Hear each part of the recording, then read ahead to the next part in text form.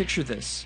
On June 22nd, 2017, a merchant vessel sailing in Russian waters in the Black Sea disappeared from screens. The ship hadn't actually gone anywhere, but its GPS signal was now showing that it was about 25 miles away. It now appeared to be in mainland Russia, at an airport. And it wasn't just one ship.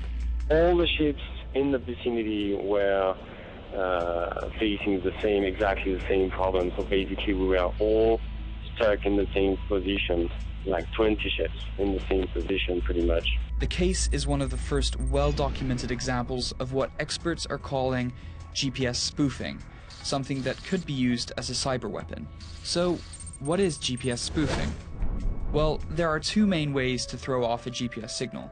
The first is spoofing, where a receiver is tricked into thinking it's somewhere other than its actual location. The second is jamming, which scrambles a GPS signal, leaving it unreadable. And here's the thing, spoofing can be pulled off without the user even knowing it's happening, as the residents of Moscow know all too well. We see similarities. Around the Kremlin in Moscow, GPS receivers have been reporting the location of another airport about 20 miles away. In late 2016, GPS receivers like the one in your smartphone were registering a strange phenomenon. If you'd used Google Maps or a GPS device, you'd find your location would have shifted to Vnukovo Airport on the outskirts of town. CNN verified the incident, which was widespread. Russian officials haven't responded to our request for comment, but even Putin's spokesperson acknowledged it happened to him while driving. So do I think this is a sign that the spoofing is government-backed or state-sponsored? I would have to say the evidence points to yes. The comparison is just striking here. Todd Humphreys is considered one of the world's experts. In 2013, as part of a test project, Humphreys says he spoofed an $80 million yacht in the middle of the Mediterranean Sea, and that raises security concerns. It's not just locations that can be spoofed, though. GPS is a measure of time, too. In fact, GPS time is used in almost all critical infrastructure, from power grids to financial transactions.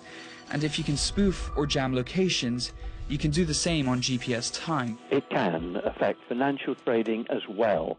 I have seen an example of the timestamps intended for a stock exchange being slowly moved so that the systems that detect them going wrong don't succeed in picking up this fault. GPS specialists are already fearing that spoofing could be used as a cyber weapon. These are weapons of war, and they may indeed be seen in hot conflict in the near future. And even outside a conflict, they could still cause a lot of damage. Somebody who is technically competent and has a spoofer can do a lot of damage. It's possible, for example, to spoof the position of aircraft that are coming in to land at an airport. It's not very likely that that is going to succeed, but it certainly can have an effect on smaller aircraft.